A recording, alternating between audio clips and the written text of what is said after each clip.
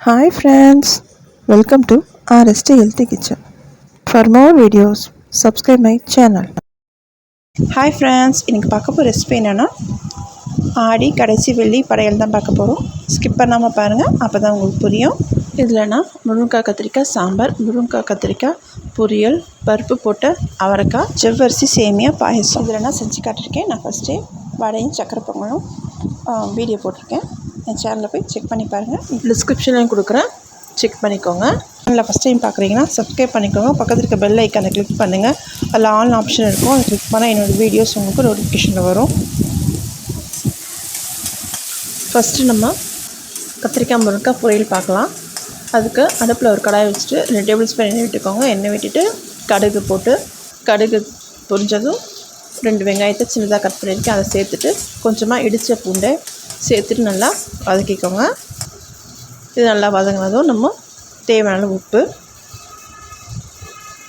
ஒரு 1.25 ஸ்பூன் மிளகாய்த்தூள் சேர்த்துட்டு நல்லா கலந்துக்கோங்க. நான் பருப்பு நான் 1 கப் பருப்பு நான் வேக வச்சு எடுத்து வச்சுருக்கேன் சாம்பாருக்கு. இப்போ இது நல்லா வதங்கிடுச்சு. நம்ம இதுக்கு தேவையான தக்காளி சேர்த்துக்கலாம். தக்காளி நான் ஒரு தக்காளி தான் சேர்த்துருக்கேன், கொஞ்சம் பெருசாக இருந்தால் ஒரு தக்காளி போதும். சேர்த்துட்டு நல்லா கலந்து விட்டுக்கோங்க.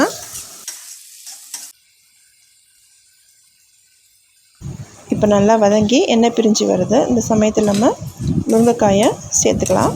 ஏன்னா ஃபஸ்ட்டு நம்ம முருங்கைக்காயை வேக வச்சிடலாம், அதுக்கப்புறம் தான் நம்ம கத்திரிக்காய் சேர்க்க போகிறோம். ஃபஸ்ட்டு முருங்கைக்காய் போட்டுட்டு கொஞ்சமாக தண்ணி ஊற்றி நம்ம மூடி போட்டு வேக வைக்கலாம்.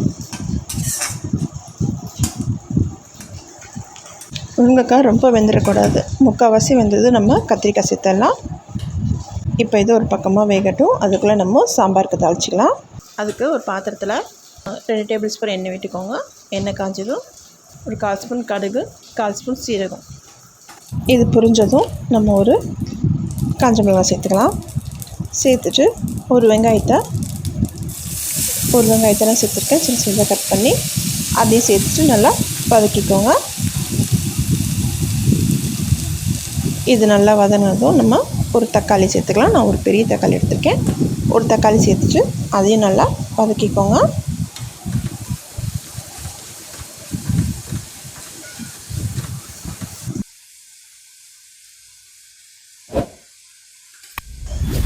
நல்லா வதங்கி எண்ணெய் பிரிஞ்சு வந்திருக்கு. இந்த சமயத்தில் நம்ம தேவையான உப்பு, 2 ஸ்பூன் மிளகாய்த்தூள் சேர்த்துட்டு நல்லா கலந்து விட்டுக்கோங்க.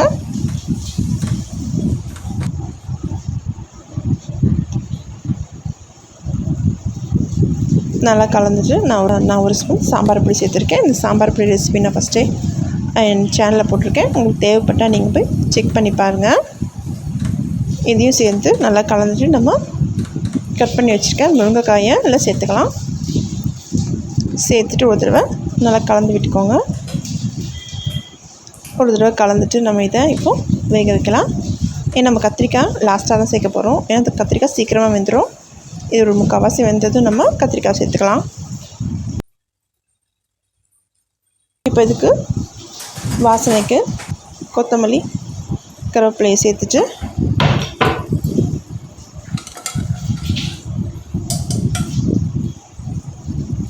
நம்ம வேக வச்ச பருப்பையும் இதில் நான் சேர்த்துக்கிறேன். சேர்த்துட்டு நல்லா கொதிக்கட்டும். ஒரு தடவை நல்லா கொதிச்சது நம்ம மூடி போட்டு இதை வேக வைக்கலாம்.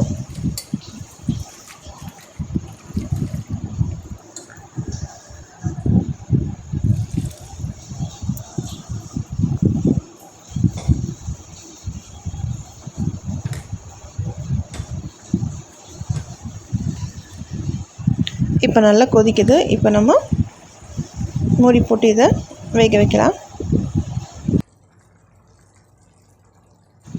இது ஒரு பக்கமாக வேகட்டும். கத்திரிக்காய் முருங்கைக்காய் தாளிச்சிட்டோம் இல்லையா, அது எப்படி இருக்குன்னு பார்க்கலாம். இப்போ நல்லா முருங்கைக்காய் நல்லா வெந்துருச்சு. இந்த சமயத்தில் நம்ம கத்திரிக்காவை சேர்த்துக்கலாம். நான் கத்திரிக்காவை கட் பண்ணி தண்ணியில் போட்டு வச்சுருந்தேன், ஏன்னா இல்லைன்னா கருப்பாயிடும், அதனால் தண்ணியில் போட்டு வச்சுக்கோங்க.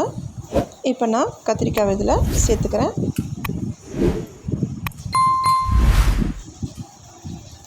சேர்த்துட்டு நல்லா கலந்து விட்டுக்கோங்க.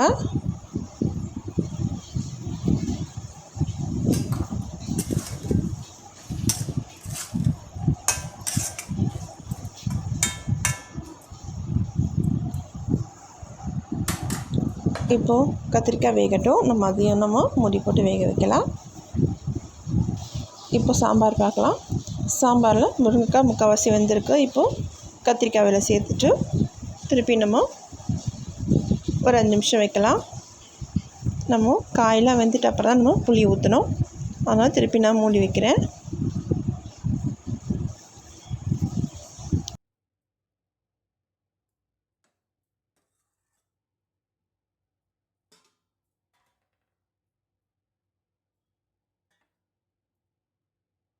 இப்போ நம்ம பொரியலை பார்க்கலாம்.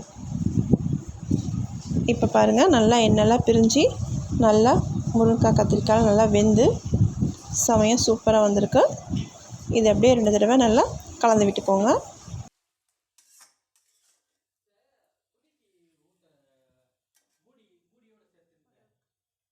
அதுக்கு கொஞ்சமாக நான் புளி சேர்த்துருக்கேன். சேர்த்துட்டு நல்லா அடுப்பை சிம்மில் வச்சு நல்லா கலந்து விட்டுக்கோங்க.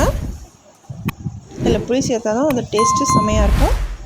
நீங்களும் உங்கள் வீட்டில் புளி கொஞ்சம் சேர்த்து செஞ்சு பாருங்கள். டேஸ்ட்டு வேறு மாதிரி இருக்கும். நல்லா கலந்துட்டு புளி வாசனைலாம் போனதும் நம்ம கொஞ்சமாக வாசனைக்கு கருவேப்பிலை சேர்த்துட்டு நம்ம கலந்து விட்டுட்டு எடுத்துட வேண்டியதான். நமக்கு இப்போது முருங்கைக்காய் கத்திரிக்காய் பொரியல் ரெடி ஆயிடுச்சு.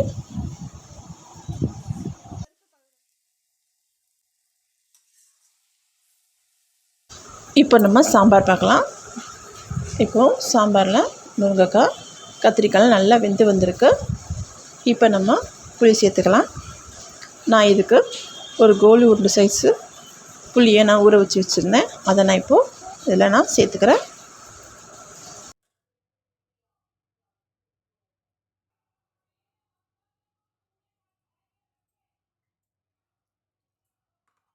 புளி சேர்த்துட்டு நல்லா கலந்து விட்டுக்கோங்க.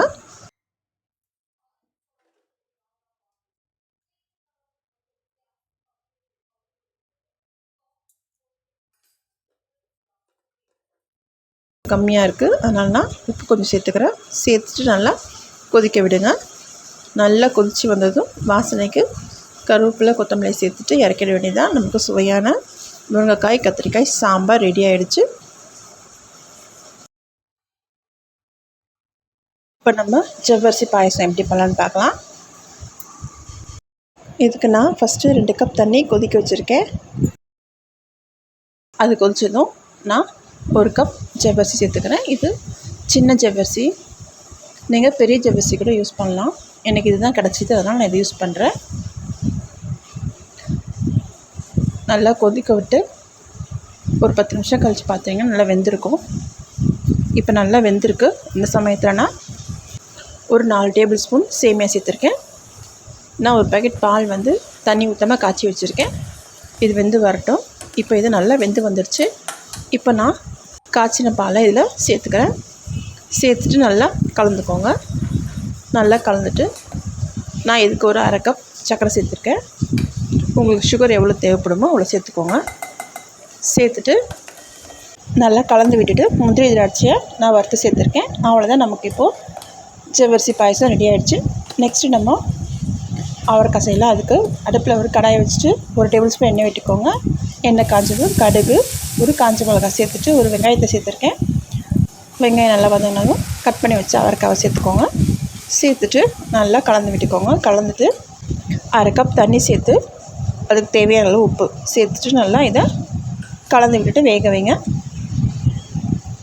இப்போ இது நல்லா வெந்து வந்ததும் நம்ம பருப்பு சேர்த்துட்டு இறக்கிட வேண்டியதுதான்.